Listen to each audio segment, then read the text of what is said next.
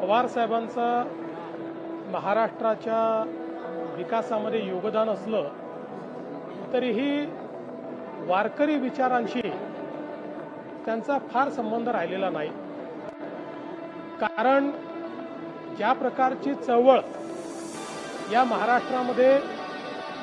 त्यांनी उभी केली किंवा त्यांच्या अनुयायांनी उभी केली, ही चळवळ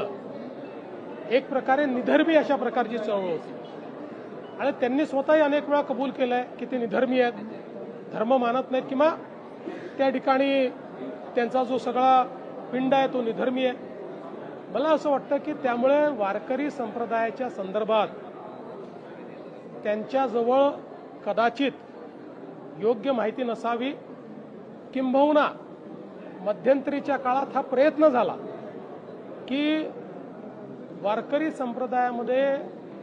काही लोक शिरून जो वारकरी विचार आहे त्याच्या बिलकुल विरोधात विचार मांडण्याचा प्रयत्न करत होते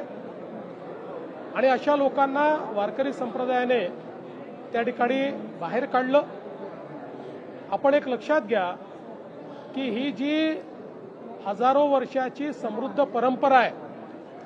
किमान गेल्या 800-900 वर्षाचा इतिहास जर आपण बघितला तर वारकरी विचार हा श्रद्धेचा विचार आहे, वारकरी विचार हा बंधुतेचा विचार आहे